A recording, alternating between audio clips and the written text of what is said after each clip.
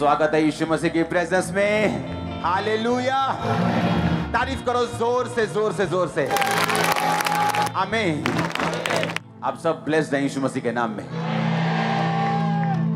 बैठ जाओ अपने शरीर में, आत्मा में आप मेरे साथ खड़े। अपने बाइबल को उठाओ और मनन करो। जो वचन आज मैं सुनूंगा, मैं फलों को लेके आऊंगा, क्योंकि मुझे आपको गहराई में वचन देना जरूरी है। नहीं तो लोग बोलेंगे बस ये प्रार्थना ही करते रहते, माउंटेन से प्रार्थना, इधर से प्रार्थना, उधर से प्रार्थना। इसलिए मुझे आज आपको डीप वर्ड में लेके जाना जरूरी है। अपने कॉपी पेन मैंने आपको बोला था कि हर संडे थर्सडे आप लेके आएंगे ताकि आप नोट कर सके। आज से वो शुरू हो जाएगा, क्योंकि मुझे आपको डीप वर्ड समझाना बहुत जरूरी है। हालेलुया। अपने पड़ोसी से बोलो वचनों को ध्यान से सुन। फिर से बोलो अपने पड़ोसी को, बोलो ध्यान से सुन, क्योंकि सुनने से विश्वास पैदा होगा। फिर से बोलो अपने पड़ोसी को कि ध्यान से सुन, क्योंकि सुनने से विश्वास पैदा होगा।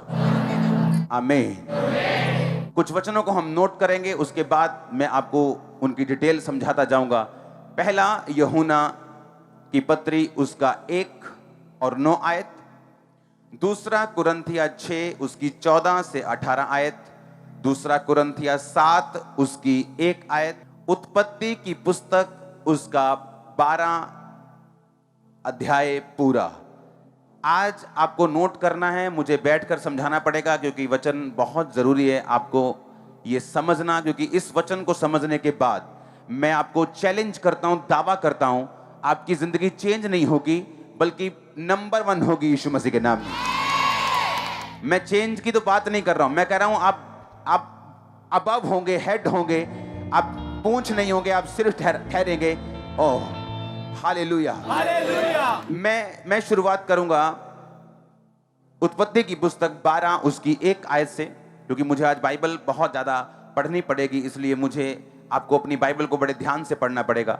स्क्रीन पर आप देखते जाएंगे उसको।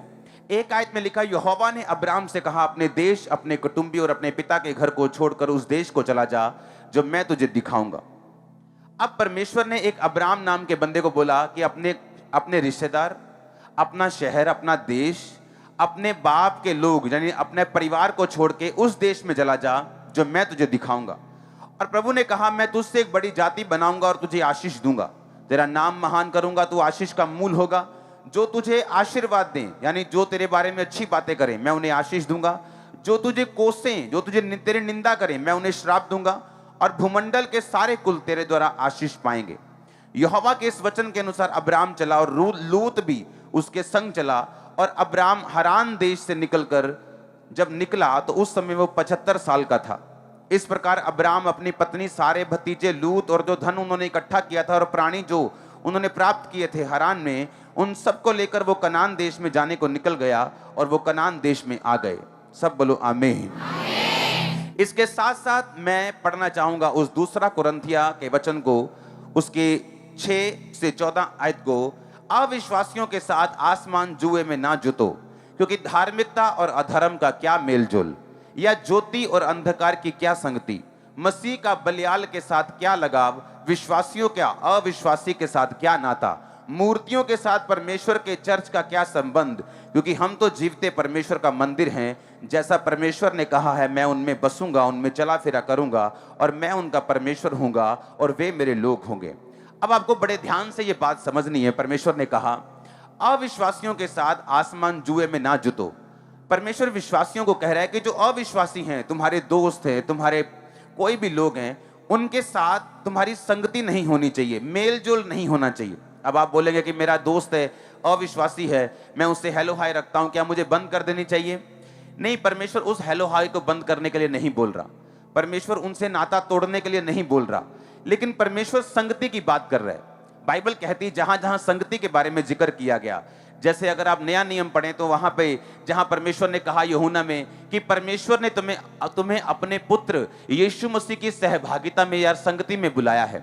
सहभागिता का यूनानी मतलब है, जिस भाषा में बाइबल लिखी गई थी, उसका मतलब है जैसे एक पति का पत्नी के साथ गहरा संबंध होता है, वैसा संबंध परमेश्वर ने अपने साथ बनाने के लिए तुम्हें बुलाया है। इसका मतलब होता है संगति। एक तन एक मन हो जाना, एक आत्मा हो जाना। परमेश्वर उस आत्मा की बात कर रहा है कि अपने अविश्वासियों के साथ, अपने अविश्वासी दोस्तों के साथ एक आत्मा ना हो जाओ, उनसे अलग रहो। क्यों, मैं आपको बताता हूं। परमेश्वर ने कहा मैं उनमें बसा करूंगा और चला फिरा करूंगा और मैं उनका परमेश्वर हूंगा और वे मेरे लोग होंगे। प्रभु कहता है उनके बीच में से निकलो और अलग रहो और अशुद्ध वस्तु को मत छुओ और मैं तुम्हें ग्रहण करूंगा। अब लोग सोचते थे कि परमेश्वर ने अब्राहम को ये बातें बोली, परमेश्वर ने अब्राहम को ये कहा है कि तू अपने देश को छोड़, अपने परिवार को छोड़, लेकिन परमेश्वर हमें थोड़ी ये बात बोल रहा है। लेकिन ये नया नियम है जहां पौलुस आप लोगों से कह रहा है कि उन लोगों में से निकल जाओ और अलग रहो और अशुद्ध वस्तु को मत छुओ। पता है क्यों? क्योंकि आप अब्राहम का वंश होने के लिए बुलाए गए हैं। अगर आपके पास गलातिया 3 उसकी 29 आयत है स्क्रीन पे तो देखेंगे, यदि तुम मसीह में हो तो अब्राहम के वंश और प्रतिज्ञा के अनुसार वारिस हो। बोलो आमीन। क्या कहता परमेश्वर? कहता अगर तुम मसीह में हो तो अब्राहम के क्या हो? वंश, और प्रतिज्ञा के अनुसार क्या हो? वारिस।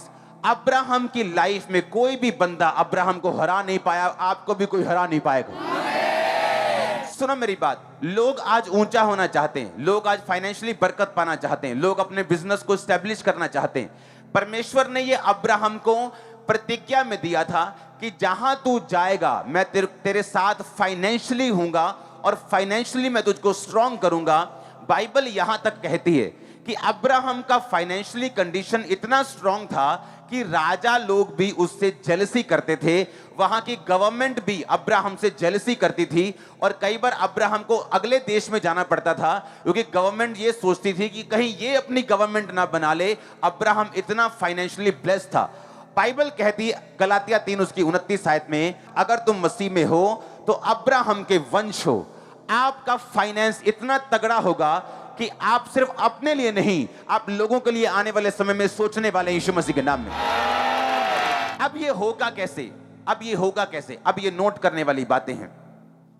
परमेश्वर ने कहा पौलुस के जरिए, ये नया नियम की मैं बात कर रहा हूं, यीशु मसीह के जन्म की बात कर रहा हूं। कहता हूं लोगों में से निकलो और अलग रहो, अशुद्ध वस्तु को मत छुओ तो मैं तुम्हें ग्रहण करूंगा। हमें यह बात सोचनी है। आपने नहीं सोचना कि यहां पर आज लाखों की भीड़ है। आपने आंखें बंद करके सोचना है कि मैं बैठा हूं और सामने परमेश्वर की आत्मा मुझसे बात कर रही और परमेश्वर मुझसे कह रहा है कि अगर तुम मसीह में हो तो तुम अब्राहम के वंश हो। इसका मतलब परमेश्वर अब्राहम की तरह मुझे ब्लेस करना चाहता है। आप जानते एक बात, क्यों परमेश्वर ने अब्राहम को कहा कि इसमें से अलग रहो? पता है क्यों कहा कि अपने पिता के घर को छोड़ दो? क्योंकि परमेश्वर आज की कलीसिया को आशीषित करना चाहता था। पता है क्यों? ऐसा क्यों? अगर अब्राहम उस जगह से ना निकलता, ओके, तो कभी भी इजराइल का जो वंश था वो कभी भी परमेश्वर की योजना के नीचे नहीं आता। क्यों? अब्राहम घर से निकला। अब वो अकेला निकला, अपने भतीजे को लिया, 2 4 5 7 10 20 50 नौकरों को लिया, गाय बैल भेड़ बकरी लिए, जो उस समय के पैसे होते थे वो लिए। लेकिन जब अब्राहम घर से निकला, उसे मालूम था कि अब मैं दूसरे देश में हूं। अपने देश में आपको कोई कुछ नहीं कहता। अब अपने शहर से तो बोलते ना कि डॉग भी शेर होता है। हाँ, अपने शहर में, अपनी गली में, तो वो अपने घर में हर कोई मजबूत होता है। लेकिन वो दूसरे देश में था जहां लोग उसे जानते नहीं थे। उसके पास पैसा था, उसके पास औरतें थी, उसके पास भेड़ बकरियां थी, उसके पास बहुत सारी ब्लेसिंग्स थी। तो उसको मिलिट्री रेज करनी पड़ी, उसको सेना बनानी पड़ी, उसको तलवार के साथ पुरुषों को शिक्षित करना पड़ा ताकि जब जरूरत पड़े तो लड़ाई करके अपने आप को सेफ रखा जा सके। उसको टेंट बनाने सीखना पड़ा, उसको मैनेजमेंट करने वाले लोगों को खड़ा करना पड़ा, उसको लोहा, उसको तांबे के कारीगर खड़े करने पड़े, उसको सारा कुछ इन हाउस खड़ा करना पड़ा। ताकि परमेश्वर ने ऐसा इसलिए किया कि अगर अब्राहम बाहर ना जाता तो ये सारे लोग उसके साथ ना मिलते, और जब ये सारे लोग उसके साथ अगर ना मिलते तो इजराइल का वंश कभी भी आगे नहीं बढ़ता, कभी भी चुना ना जाता। क्योंकि इजराइल के वंश को इसलिए राजा ने बचा के रखा था, फिरौन ने, क्योंकि वो लेबर बड़ी अच्छी करते थे, स्किलफुल थे, काम बड़ा अच्छा करते थे, और वो सारा काम अब्राहम के वंश से उन्होंने सीखा था। कितने मेरी बात को समझ रहे हैं? यानी एक विश्वासी जब परमेश्वर के द्वारा बुलाया जाता है, एक विश्वासी की जब बुलाहट होती है, जैसे परमेश्वर आपको बोलता है कि आ मेरे बेटे, तू सब कुछ छोड़, नशा छोड़ दे, ये छोड़ दे, मूर्तियों को छोड़ दे, ये कर दे, वो कर दे और मेरे पीछे चल। आपको लगता है कि ऐसा कैसे हो सकता है, मैं अपने घर को छोड़ दूंगा, अपने परिवार को, ऐसा कैसे हो सकता है? लेकिन परमेश्वर आपको इसलिए ये कह रहा है कि आने वाले समय में परमेश्वर आपके वंश को फैलाना चाहता है, आपके फाइनेंस को बड़ा करना चाहता है, आपको ब्लेस करना चाहता है, आपको चंगा करना चाहता है, दूसरों के लिए आपको एक एग्जाम्पल बनाना चाहता है। और ये तभी हो सकता है अगर हम परमेश्वर की आवाज को सुने, उससे बहस ना करें, पवित्र आत्मा को रेजिस्ट ना करें, पवित्र आत्मा के साथ फाइट ना करें, और जो कुछ वो कहता है हम उसके प्रति समर्पित रहें। तो ये सारा कुछ पॉसिबल है जो अब्राहम की जिंदगी में हुआ। आमीन। परमेश्वर आपको बुलाता है कि चल आजा, क्योंकि अब्राहम जिस एरिया में रहता था वहां के लोग भविष्य बताते थे, वहां के लोग सिर को देख के भविष्य बता देते थे, ऐसे वो चतुर लोग थे। परमेश्वर जानता था कि अब्राहम जब तक इन देश में रहेगा, इस देश में रहेगा, मैं इसकी जिंदगी में काम नहीं कर पाऊंगा। अगर अब्राहम ये चाहता है कि मैं इसकी जिंदगी में काम करूं, तो इसे उस जगह को छोड़कर निकलना पड़ेगा, ताकि मैं अब्राहम को छूऊं, ताकि मैं अब्राहम की जिंदगी में काम करूं और इसको अपने प्लान के अनुसार मैं इस्तेमाल करूं और इसकी जिंदगी में वो सब काम करूं। आमीन। अब आपको ये बात सोचनी है कि अब्राहम, जब हम बाइबल में पढ़ते हैं, उसने जब देश में गया, बाइबल कहती वो मिस्र देश में चला गया, वहां पे अकाल पड़ा। कई बार अब्राहम अपनी पत्नी को लेके दूसरे देश में गया तो वहां उसने देखा कि यहाँ के लोग मेरी पत्नी के कारण मुझे मार देंगे, मेरी पत्नी सुंदर है तो वो मुझे, मेरे तो पति को मार के पत्नी ले सकते हैं, तो मुझे मार देंगे तो मैं मर जाऊंगा। उसने कहा अपनी पत्नी को, तू मत बोलना, तू मेरी वाइफ। वहां झूठ बोला, और बाइबल कहती वहां पर राजे के सामने अब्राहम को शर्मिंदा होना पड़ा। अब्राहम की जिंदगी में कभी शर्मिंदगी नहीं आई, उसकी जिंदगी में कभी तकलीफ नहीं आई। तभी उसकी जिंदगी में तकलीफ आई है जब उसने परमेश्वर के वचनों पर ध्यान नहीं दिया और अपनी सेंस का और अपने डर का प्रयोग किया। वहां उसको अपने डर को पीछे रख के उसको बोलना चाहिए था कि मैं नहीं डरूंगा। आमीन। अगर परमेश्वर ने मुझसे ये कहा है कि मैं तेरे द्वारा बड़ा वंश पैदा करूंगा, तो वो मुझे इस राजे के हाथ से बचाएगा भी, वो मुझे अकाल से भी बचाएगा। कई बार आप परमेश्वर में आते हैं, आप परमेश्वर में चल पड़ते हैं, आप सडनली देखते क्या होता है, अकाल पड़ जाता है, कोई फाइनेंशियल ट्रबल हो जाता है, कोई शारीरिक मुश्किल आ जाती, कोई कलेश आ जाता है, कोई बड़ी प्रॉब्लम खड़ी हो जाती। आप सोचते कि ऐसा कैसे हो गया, मैं तो क्रिश्चियन हूं। लेकिन बाइबल कहती है अगर परमेश्वर आपको बड़े लेवल पे लेके जाना चाहता है, क्योंकि वो आपके विषय में नहीं सोच रहा, वो आपके वंश के, आपके पोते पड़पोते, उनके बेटे पड़पोतों के बारे में सोच रहा है। जब वो आपको बुलाता है, एक वंश के रूप में बुलाता है, वो आपकी हजारों पीढ़ियों को देखकर आपको बुला रहा है। हजारों पीढ़ियों को उसने आपकी ऊंचा करना है, एक भी जन नीचा नहीं रहेगा आपकी पीढ़ी में। एक एक जन की ऊंचाई, एक एक जन की ब्लेसिंग श्योर है यीशु मसीह के नाम में। लेकिन वहां पे अब्राहम के साथ देखो, परमेश्वर ने अपने लोगों की गलतियां छुपाई नहीं है बाइबल में। अब्राहम की गलती को उसने छुपाया नहीं। अब्राहम ने अगर झूठ बोल दिया बचने के लिए कि मेरी जान बच जाए, लेकिन परमेश्वर ने उस झूठ का उसको क्या असर हुआ कि जिस राजा के सामने उसको ऊंचा होना था, उस राजा के सामने उसको शर्मिंदगी सहनी पड़ी। और राजा ने कहा तूने मेरे साथ झूठ क्यों बोला, तू तो परमेश्वर का जन है। जैसे आप अपने दुकानों में काम करते हैं, अपने बिजनेस में काम करते हैं, अपने कैरियर में काम करते हैं, कहीं जॉब करते हैं, और आपको झूठ बोलना पड़े और बाद में आप आज झूठ पकड़ा जाए, तो आपकी जो क्रिश्चियन टेस्टिमनी है, आपकी जो गवाही है, वो फीकी पड़ जाती। आप ये बोल नहीं पाते आप क्रिश्चियन हैं, आप ये बोल नहीं पाते कि आप परमेश्वर, जीवित परमेश्वर की संतान है। वो बोलते क्या फर्क है तुम में और हम में, हम कम झूठ बोलते हैं, तुम ज्यादा झूठ बोलते हो। अब्राहम की गवाही वहां पे खराब हुई और परमेश्वर का प्लान डिले हो गया। तब परमेश्वर कितने सालों बाद फिर अब्राहम के सामने प्रकट हुआ और कहा अब्राहम मेरी उपस्थिति में चलता जा और सिद्ध होता जा। जो बेटा मैं तुझे देना चाहता हूं मैं तुझे दूंगा, पर अभी तू सिद्ध नहीं, अभी तू परफेक्ट नहीं, अभी भी तू अपने दिमाग का प्रयोग कर लेता है, अभी भी अपनी सेंस का प्रयोग कर लेता है, कभी कभी अपने डर के मारे तू मेरा इनकार कर देता है, मेरे वचनों से हट जाता है। ऐसा नहीं करना, मेरी उपस्थिति में चलता जा और सिद्ध होता जा, और जो वायदे मैंने तेरे साथ किए हैं मैं सारे वायदों को पूरा करूंगा। आमीन। अब क्या हुआ, अब्राहम जहां पर आप देखेंगे, अगर दानियल ने परमेश्वर का स्टैंड लिया और कहा कि यहां खाना मैं नहीं खाऊंगा, परमेश्वर ने उसका साथ दिया कि नहीं दिया। अगर शेद्रक मेशक अबेदनगो ने कहा हम इस मूर्ति के सामने नहीं झुकेंगे, चाहे आग की भट्टी में जाना पड़े, तो आग की भट्टी में जाके परमेश्वर ने उनको बचाया और उनका साथ दिया, हाँ या ना। और वहां पे क्या हुआ, परमेश्वर की महिमा हुई और राजा ने कहा इन तीनों के परमेश्वर को जो कोई निंदा करेगा उसका घर मैं तोड़ दूंगा, और जब जहां कहीं मेरा राज है इन तीनों के परमेश्वर की निंदा नहीं की जाएगी और इसको माना जाएगा, इसको पूजा जाएगा और सब लोग इसी परमेश्वर से प्रार्थना करेंगे। क्यों? क्योंकि परमेश्वर के वचन के लिए स्टैंड लिया गया। अब्राहम के टाइम में ऐसा नहीं हुआ। राजा ने अब्राहम को शिकायत की कि तूने मेरे साथ झूठ क्यों बोला, और अब्राहम को वहां शर्मिंदा होना पड़ा। चाहे आप अब्राहम की संतान हैं, चाहे आप परमेश्वर के अनुसार बुलाए गए हैं, आप मसीह के हैं, अब्राहम के वंश हैं, लेकिन जहां जहां आप अपने शरीर का प्रयोग करेंगे, जहां जहां आप झूठ बोलेंगे, जहां जहां आप व्यभिचार करेंगे, जहां जहां आप चुगली करेंगे, जहां जहां आप निंदा करेंगे, जहां जहां आप शराब पिएंगे, जहां जहां शरीर के अनुसार चलेंगे, वहां वहां हमें शर्मिंदगी को देखना होगा, क्योंकि ये शर्मिंदगी परमेश्वर हमें नहीं देगा, ये शर्मिंदगी परमेश्वर के वचन से हटने के कारण शैतान हमें देगा। हालेलुया। जब तक आप अपने पिता के घर में हैं, आपका दुश्मन आपको टच नहीं कर सकता। लेकिन जब आप अपने पिता के घर से बाहर होते हैं, और खासकर तब जब आप पिता की मर्जी से बाहर होते हैं, कि पिता आपको बोल रहा है कि उस इलाके में मत जाना, फिर भी आप जाना चाहते हैं, वहां पर आपकी प्रोटेक्शन नहीं होती। अगर कोई अटैक हो तो फिर आप परमेश्वर से, अपने पिता से आप शिकायत नहीं करते, क्योंकि आपने वो सब कुछ अपनी मर्जी से अपनी जिंदगी में लिया है। परमेश्वर कहता है उनके बीच में से निकलो और अशुद्ध वस्तु को मत छुओ। क्यों? क्योंकि परमेश्वर ने आपको खास मकसद के लिए अन्य जातियों में से चुना है। उसने आपको ऊंचा करना है, आपको आशीषित करना है, आपको ब्लेस करना है, आपको सिर बनाना है, आपको सब कुछ वो देना है जो अब्राहम के वंश में लिखा हुआ है। लेकिन वो कब होगा? जब हम अब्राहम के माफिक उसके तरह, हाँ, हम परमेश्वर के पीछे पूरे समर्पण के साथ चलेंगे। अब्राहम ने गलतियां की, उसने झूठ बोला, उसको शर्मिंदगी सहनी पड़ी। उसने व्यभिचार तो उसे नहीं कह सकते, लेकिन उसने दूसरी पत्नी के साथ बेटे को पैदा किया। परमेश्वर को वो भी चीज पसंद नहीं आई।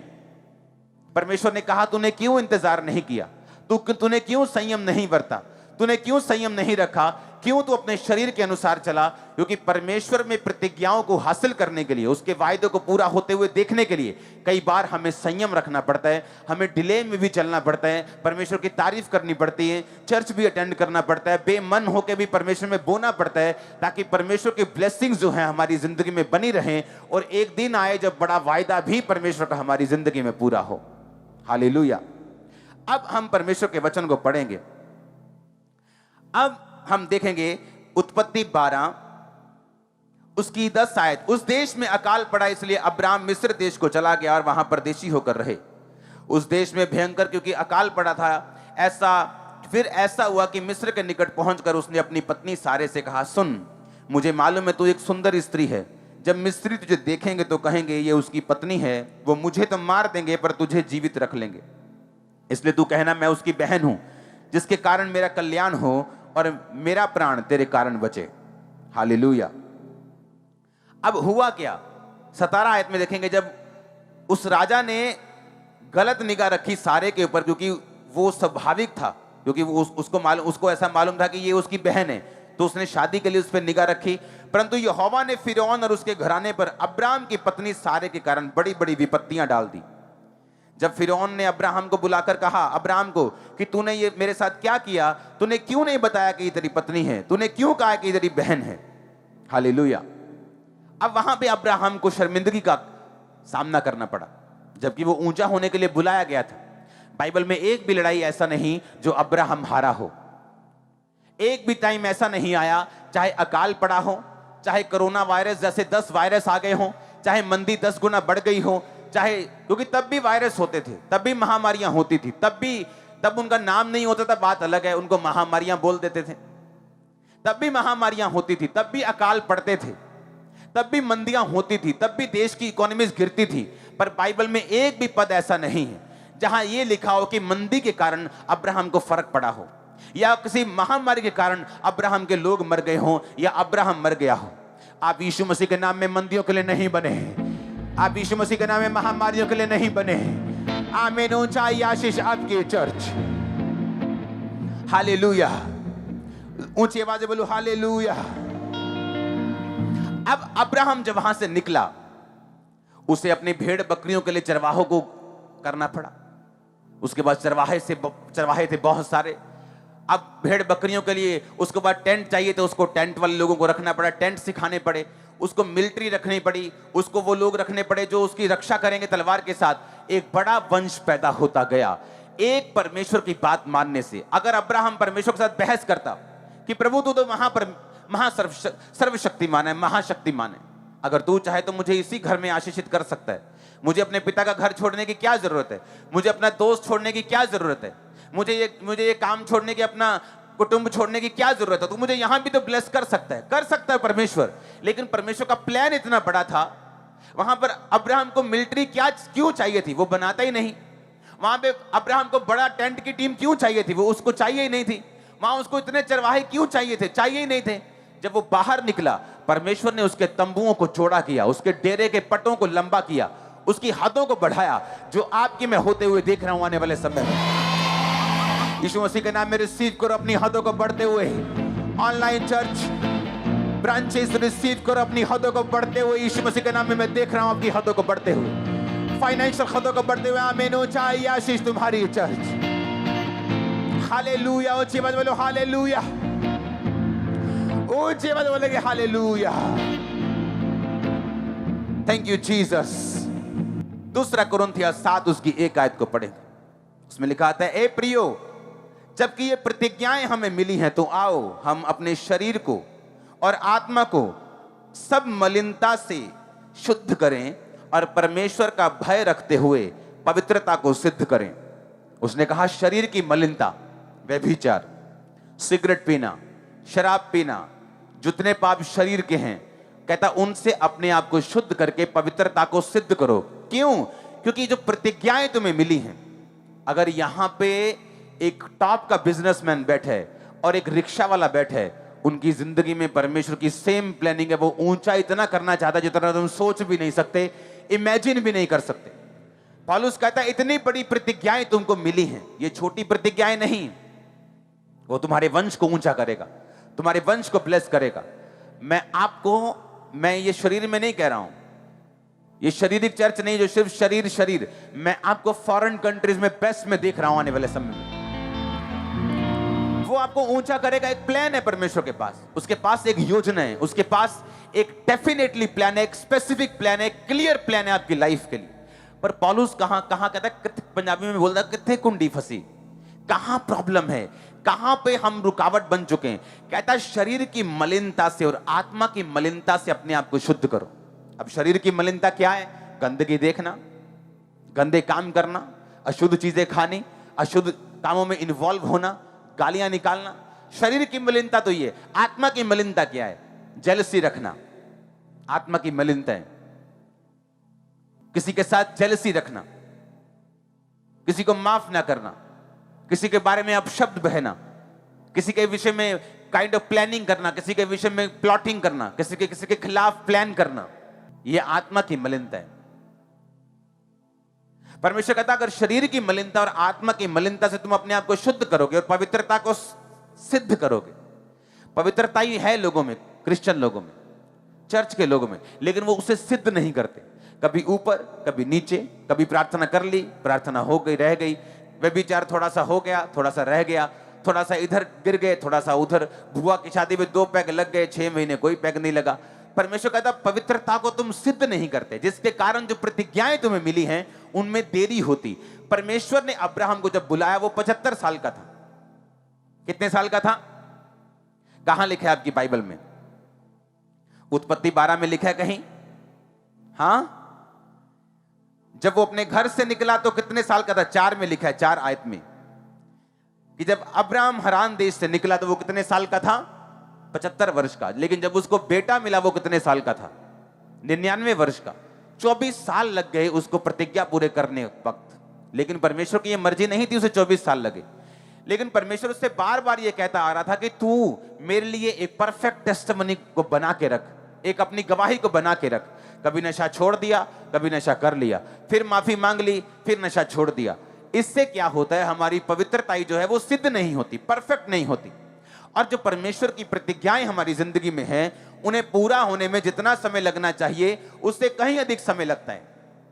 बाइबल की स्टडी बताती है कि जहां इजरायली लोग मिस्र से निकले तो कनान देश तक जाने का रास्ता पैदल 40 दिन का है।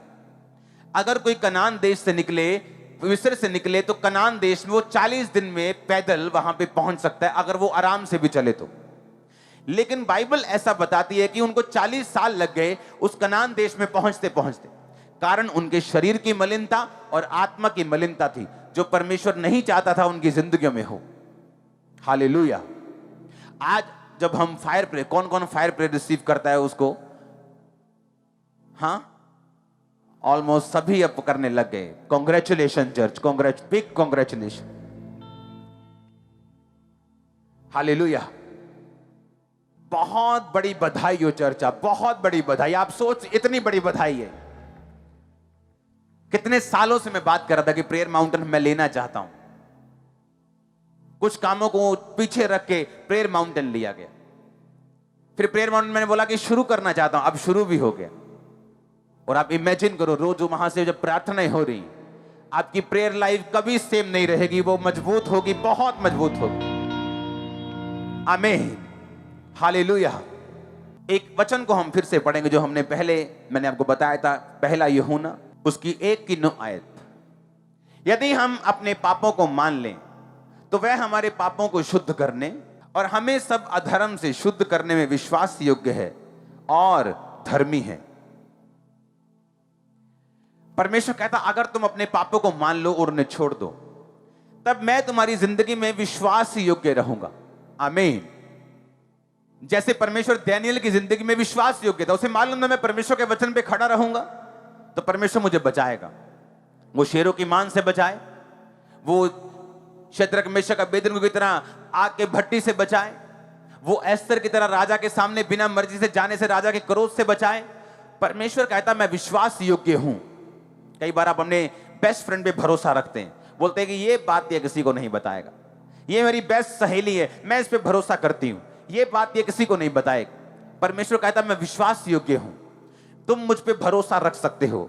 अगर तुम अपने गुनाहों को मान लो, अगर तुम अपने पापों को मान लो और उनसे शुद्ध हो जाओ। यीशु मसीह का लहू हमें सब पापों से धोकर शुद्ध करता है।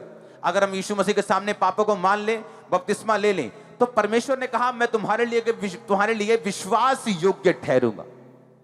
और उसने पता क्या कहा? दूसरी बात कहता, परमेश्वर तुम्हारे लिए न्यायी ठहरेगा। आपको एक भी बार, अगर आप अब्राहम के वंश में, आपको वायदे दे रहा हूं, जिंदगी में एक भी बार आपको कंप्लेंट करने की परमेश्वर को जरूरत नहीं पड़ेगी कि तूने मेरा न्याय नहीं किया। मैंने अपना न्याय होते हुए देखा है। मैंने विरोधियों के खिलाफ कभी नहीं बोला, पर मैंने उनका न्याय होते हुए देखा है। जबरदस्त तरीके के साथ। मैं बोलना नहीं चाहता, लोग बोलते हैं कि उसमें मेरी महिमा होती है, मैं बोलना नहीं चाहता, लेकिन जबरदस्त रीति के साथ मैंने परमेश्वर का न्याय होते अपनी जिंदगी में देखा है, अपने दुश्मनों की जिंदगी में देखा है। मैंने कुछ नहीं कहा उनको, लेकिन परमेश्वर ने कहीं का नहीं छोड़ा। वो कहता है मैं विश्वास योग्य हूं। आप प्रभु पे विश्वास कर सकते हैं। वो विश्वास योग्य, आप उस पर इतना भरोसा रख सकते हैं जितना आप अपने 100 मित्रों के ऊपर नहीं रख सकते। वो इतना विश्वास योग्य है। परमेश्वर ने कहा कि वो तेरा न्यायी होगा, वो तेरा न्याय करने वाला होगा। तुझे अपने जेलसी रखने वाले लोगों से जेलसी रखने की जरूरत नहीं पड़ेगी। तुझे अपने दुश्मनों से दुश्मनी रखने की जरूरत नहीं पड़ेगी। तुझे कोई स्ट्रेटजी प्लान बनाने की जरूरत नहीं पड़ेगी। अगर तू ऐसा करेगा तो तू परमेश्वर के न्याय को रोकेगा, क्योंकि तूने खुद अपना न्याय कर लिया। लेकिन अगर तू परमेश्वर पे छोड़ देगा, वो तेरा न्याय करेगा और जबरदस्त रीति के साथ करेगा और मार्वलस तरीके के साथ तुझे ऊंचा करेगा, और तू देखेगा तू परमेश्वर तेरी लाइफ में क्या क्या किया। आमीन।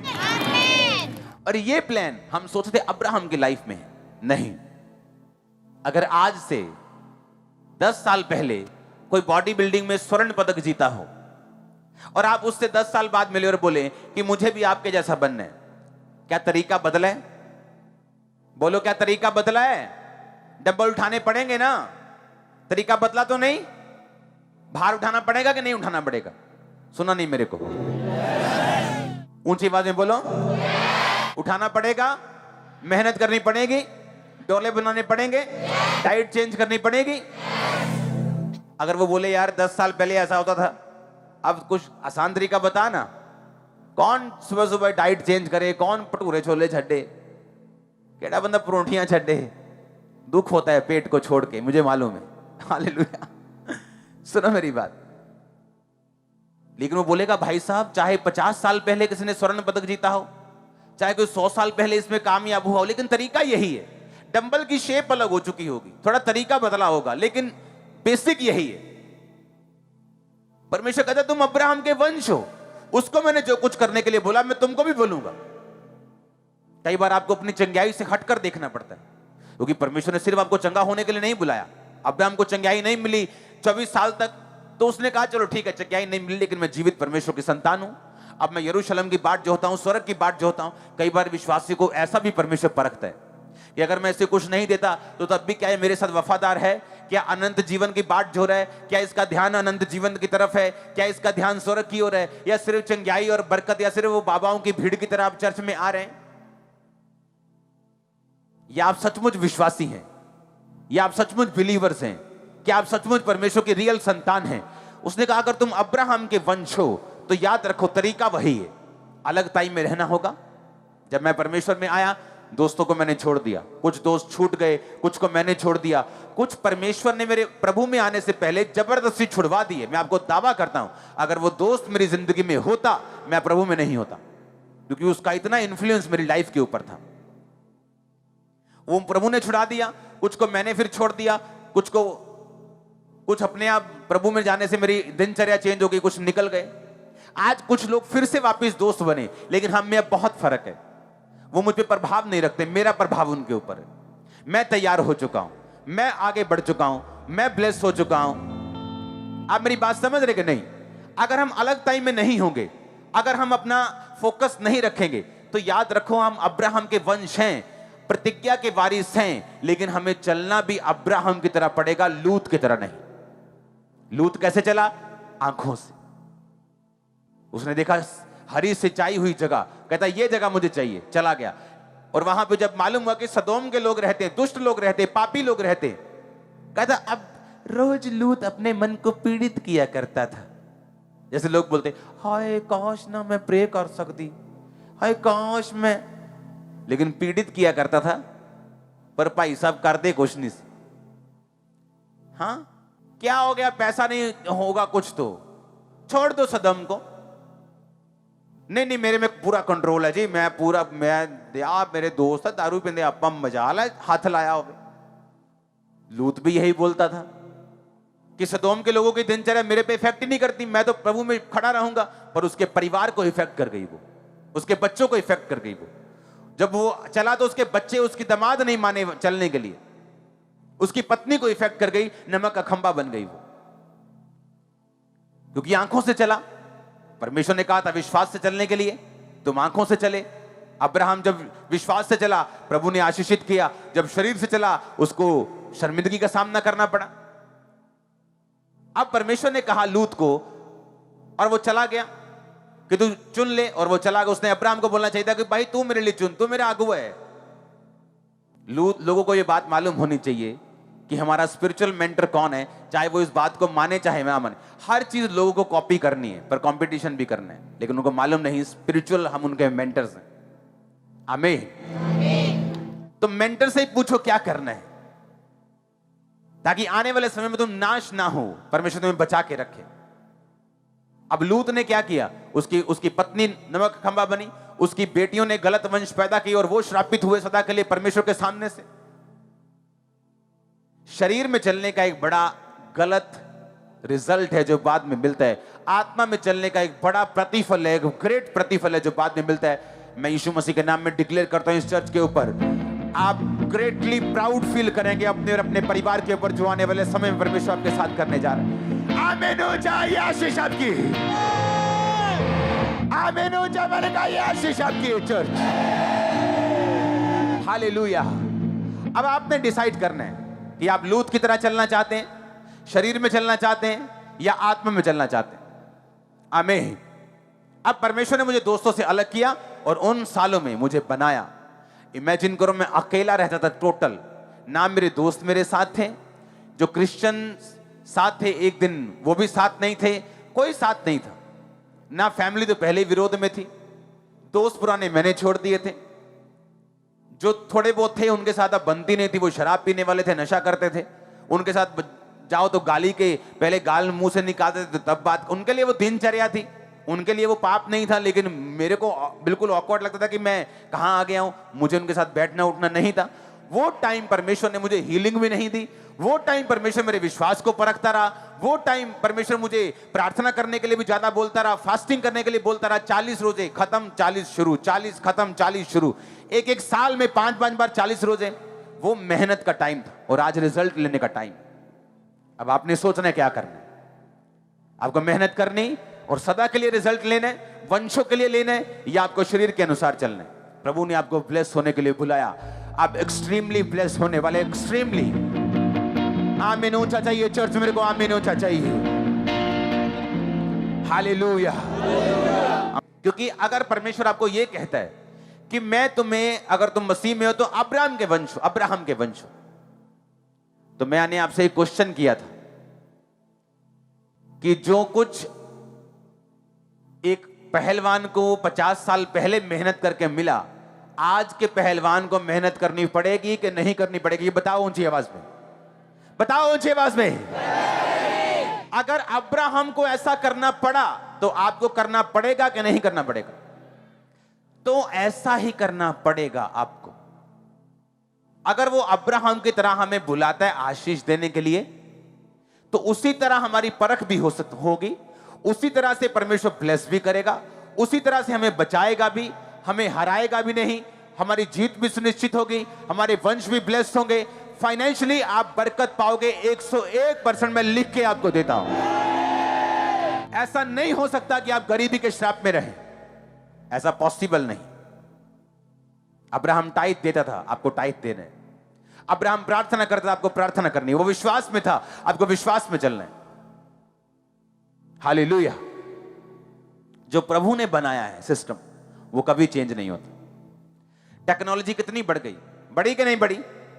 हाँ, आज अगर मैं यहां बैठा हूं, कोई अमेरिका में मुझे सुन रहा है, अगर यहां बैठा हूं, कोई इंग्लैंड में सुन रहा है, कोई पटियाला सुन रहा है, कोई लुधियाना सुन रहा है, कितनी बढ़ गई। लेकिन सुनो, आज तक जो जहाज है, एरोप्लेन्स हैं, आज तक पंछी की तरह बनाए जाते हैं। कैसा होता है एरोप्लेन? कौवा कैसा होता है? बगुला कैसा होता है? बाज कैसा होता है? सेम शेप का होता है कि नहीं होता? जो परमेश्वर ने बनाया है ना, वो मास्टर प्लानर है, वो मास्टर है वो इन चीजों का। वही शेप में प्लेन आज तक बनते आ रहे हैं, जिस शेप में परमेश्वर ने अपने जीवित प्लेन्स बनाए। वही शेप है कि नहीं? कौवे वैसे है ना। कितनी टेक्नोलॉजी बढ़ गई, लेकिन उसकी शेप चेंज नहीं कर पाए। आंखें बंद कर लो, सोचो मैं अब्राहम का वंश, अब्राहम का वंश। भूल जाओ अब्राहम को, भूल जाओ सभी को, और देखो जैसे परमेश्वर ने उसको बुलाया, वो आपको बुला रहा है। वो कह रहा है अशुद्ध चीजों को मत छू, शरीर के कामों में मत फंस, अन्य जातियों के साथ तेरा क्या लगाव, मसीह का बलियाल के साथ क्या लगाव, उनके साथ तेरी क्या संगति। और पौलुस ने आगे समझाया भी है। उसने कहा मैं ये नहीं कहता तुम जगत से निकल जाओ, अन्य जाति दोस्त को माड़ा चंगा बोलो।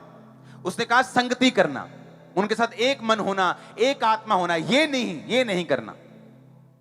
उनको वचन देना, उनके परीक्षा में उनके संग होना, उनको ब्लेस करना, उनकी हेल्प करना, ये तुम कर सकते हो। पर ऐसा कोई काम नहीं करना जो तुम्हारी स्पिरिट के ऊपर इफेक्ट डाले, क्योंकि ऊंट को आना पहाड़ के नीचे ही है। ऊंट फिर चाहे धक्के खा के आ जाए, लेट आ जाए, पर आना पहाड़ के नीचे ही है। हालेलुया। बोलो आना पहाड़ के नीचे ही है ऊंट को। हमें आना वहीं पे हमने, लेकिन किसी ने सीख के आने, परीक्षा में फंस के, फिर शर्मिंदगी में फंस के, किसी ने ऐसे, लेकिन किसी ने आराम से। ये आपने फैसला करना है आपने कैसे आना है। कि आपको अगर अब्राहम के समान बुलाया गया, तो आपको याद रखना है परीक्षाएं हो सकती हैं, आपको याद रखना है प्रॉब्लम्स आ सकती हैं, आपको याद रखना है, लेकिन आपको यह भी याद रखना है आप कभी भी हारेंगे नहीं। आपका वंश ऊंचा होगा, देश की इकोनॉमी के साथ आप मैच करने पाएंगे। आने वाले समय में ऐसा होने वाला है। आमीन। ऊंचा और आशीष आपकी चर्च। हालेलुया। आप तैयार हैं इस तरह की ब्लेसिंग को रिसीव करने के लिए? ऐसी ब्लेसिंग जो कहीं नहीं देखी। आप कितने भी गड्ढे में क्यों ना हो, कितने भी डाउन क्यों ना हो, मैं आपको आने वाले टाइम में best places, best jobs, best partners, best countries में देख रहा हूं। अगर आमीन हो, चाहे ब्लेस द ब्लेसिंग आपकी है चर्च। हमारे YouTube चैनल को सब्सक्राइब करें ताकि आप परमेश्वर के गहरे वेदों को जान सकें कि कैसे आप परमेश्वर में बढ़ सकते हैं, कैसे आप दुष्ट आत्माओं से, नशों से, बीमारियों से और वंशों के श्रापों से आजाद हो सकते हैं।